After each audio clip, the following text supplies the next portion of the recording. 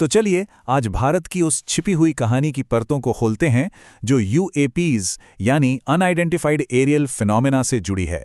एक ऐसी कहानी जो रहस्यों और सरकारी चुप्पी के पर्दे में कहीं दबी हुई है। ये एक ऐसा सवाल है जो अक्सर लोगों के मन में आता है। मतलब एक आम धारणा सी बन गई है कि ये सारी अजीबोगरीब घटनाएं सिर्फ अमेरिका में होती हैं, भारत में ऐसा कुछ नहीं होता। लेकिन क्या ये सच है? असल में ये धारणा सच्चाई से कोसों दूर है। ये सिर्फ एक मिथक है। आज हम देखेंगे कि भारत की कहानी न सिर्फ जटिल है बल्कि बेहद चौंकाने वाली भी है।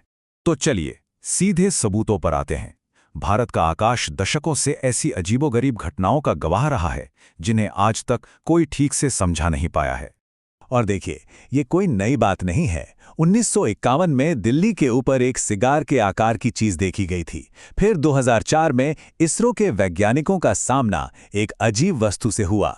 2012 में लद्दाख में एक संकट खड़ा हो गया और हाल ही में 2023 में तो इम्फाल में आधुनिक राफेल जेट्स को तैनात करना पड़ा।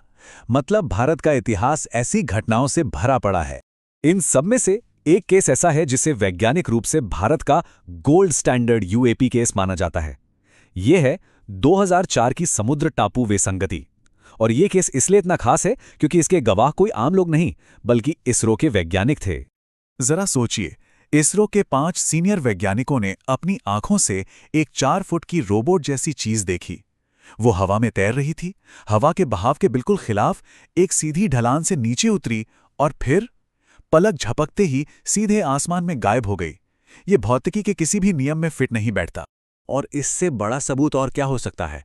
उस टीम के मुख्य वैज्ञानिक डॉक्टर अनिल कुलकर्णी ने खुद कहा कि दुनिया में ऐसी कोई टेक्नोलॉजी नहीं है जो ये समझा सके कि उन्होंने अपनी आंखों से क्या देखा था।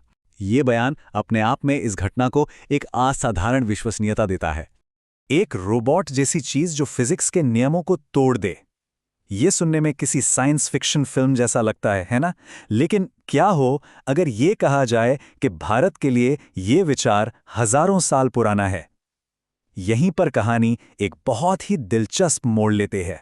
विमान, ये एक प्राचीन संस्कृत शब्द है। इसका जिक्र हमारे हजारों साल पुराने ग्रंथों जैसे रामायण और महाभारत में मिलता है। ये उड़ने वाले रथ या महल हुआ करते थे जो एक तरह से उस जमाने की एडवांस टेक्नोलॉजी की तरफ इशारा करते हैं। और यहीं पर एक हैरान करने वाला विरोधाभास सामने आता है। पश्चिम में यूएफओ एक मॉडर्न मिस्ट्री है, एक रहस्य, लेकिन भारत में विमान की कहानियों की वजह से एक तरह की सांस्कृतिक पहचान है। और मजे की बात यह है कि शायद इसी वजह से लोग यहाँ ऐसी घटनाओं को गंभीरता से रिपोर्ट करने के बजाय उन्हें पौराणिक कथा मानकर नजरअंदाज कर देते हैं। तो अब सवाल ये उठता है कि भारत की सरकार, सेना और बाकी संस्थान इन घटनाओं पर आधिकारिक तौर पर चुप क्यों रहते हैं?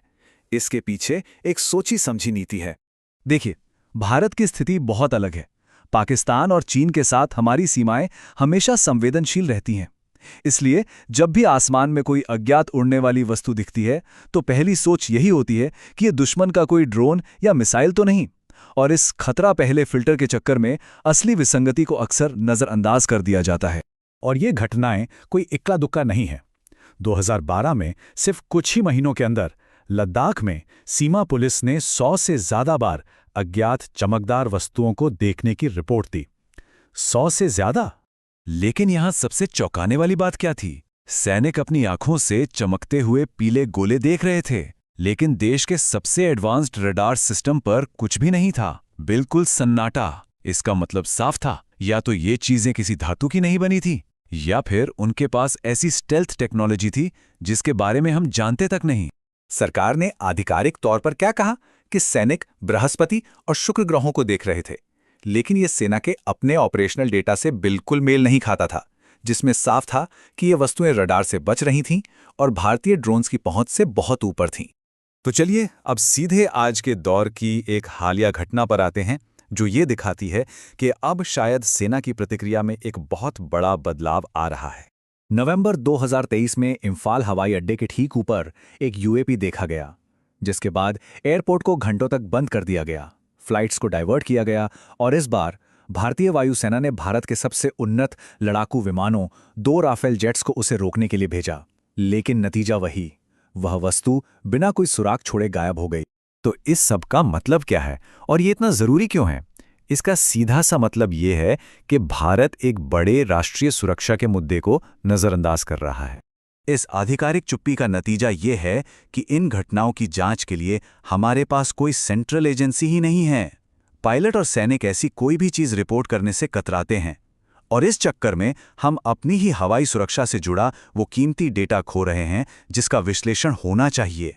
तो ये भारतीय सेना के लिए सबसे बड़ी सामरिक दुविधा है। क्या ये वस्तुएं चीन के अत्याधुनिक जासूसी ड्रोन हैं या फिर कुछ और ही हैं जो पूरी तरह से अज्ञात हैं? लेकिन सच तो ये है कि सेना के नज़रिए से इससे कोई फर्क नहीं पड़ता कि ये वस्तुएं हैं क्या, चाहे वे चीन के एडवांस ड्रोन हो या कुछ और।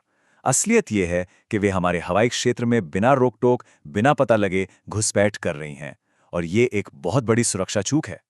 तो ये हमें एक बहुत ही गंभीर सवाल पर लाकर छोड़ देता है। इस पूरे मुद्दे को लगातार नज़रअंदाज करके क्या भारत खुद को एक ऐसे भविष्य के खतरे के प्रति असुरक्षित बना रहा है जिसके लिए वो शायद बिल्कुल तैयार नहीं है? ये एक सोचने वाली बात है।